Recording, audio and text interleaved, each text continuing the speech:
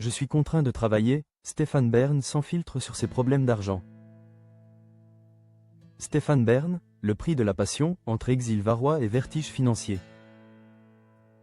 Il est, pour des millions de Français, le visage du patrimoine, celui qui murmure à l'oreille des vieilles pierres et redonne vie aux souverains oubliés dans le secret des alcôves royales. Pourtant, derrière le sourire imperturbable, l'élégance du verbe et l'enthousiasme communicatif de l'animateur de Secrets d'Histoire, se cache une réalité beaucoup plus brute. C'est l'histoire d'un homme qui a décidé de tout miser sur ses convictions, quitte à flirter avec le gouffre. Entre un déménagement salvateur au Lavandou et des dettes colossales qui pèsent sur ses épaules, Stéphane Bern se livre aujourd'hui sur sa nouvelle vie, un équilibre fragile, loin des ors de la capitale, mais au cœur de ses propres défis existentiels. Quitter Paris n'était plus, pour lui, un simple luxe ou une envie de villégiature, c'était devenu une nécessité vitale. À la fin de l'année 2024, Stéphane Bern a pris la décision radicale de s'installer durablement dans le Var. Au Lavandou, emportant avec lui son compagnon Yori et ses fidèles chiens. Ce n'est pas seulement la lumière de la Méditerranée qu'il est venu chercher, mais une forme de paix civile et de silence. Dans la capitale, la cohabitation avec un voisinage devenu ombrageux s'était transformée en une source de tension quotidienne.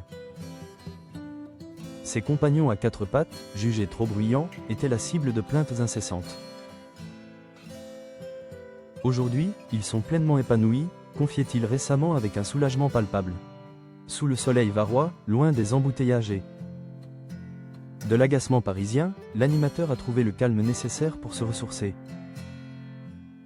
Cet exil géographique lui offre le recul indispensable avant d'aborder une année 2026 chargée. Marquée notamment par son défi le plus surprenant, sa participation annoncée à la prochaine saison de Danse avec les stars.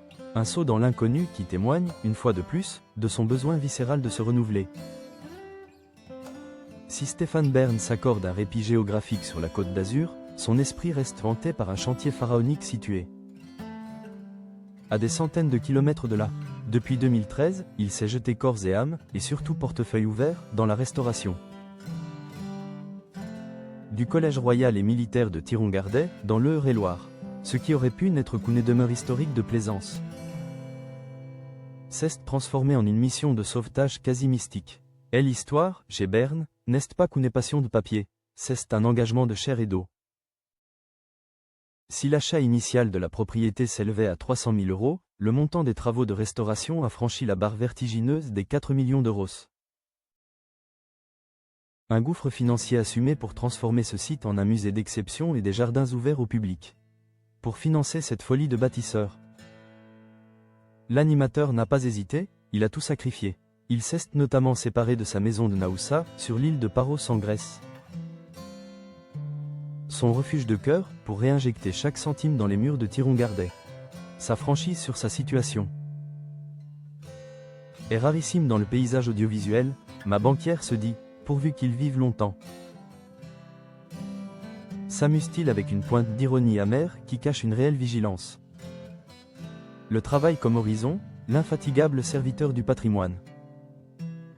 Aujourd'hui, Stéphane Bern ne travaille plus seulement par plaisir intellectuel ou par devoir de transmission culturelle. Il le fait aussi par nécessité comptable. Je suis contraint de continuer à travailler pour rembourser mes dettes. J'ai mis beaucoup sur mes épaules, avoue-t-il sans détour. Loin des discours lissés des célébrités, il assume son statut de travailleur acharné du patrimoine. Entre les tournages de Laissez-vous guider avec son complice Laurent Deutsch, les émissions radio et ses innombrables projets d'écriture, l'homme ne lève jamais le pied. Stéphane Bern incarne cette figure romantique, presque anachronique, du bâtisseur qui préfère l'endettement honorable à l'oisiveté accent aigu des comptes. En banque bien remplie, en vendant ses biens personnels pour sauver un morceau de l'histoire de France, il a lié son destin à celui des pierres qu'il chérit tant, entre ses jardins du Perche et ses nouveaux matins. Au bord de la Grande Bleue, il semble avoir enfin trouvé sa vérité, celle d'un homme qui a choisi de transformer ses dettes en un héritage pour les générations futures, sculptant sa propre liberté au prix d'un labeur infatigable.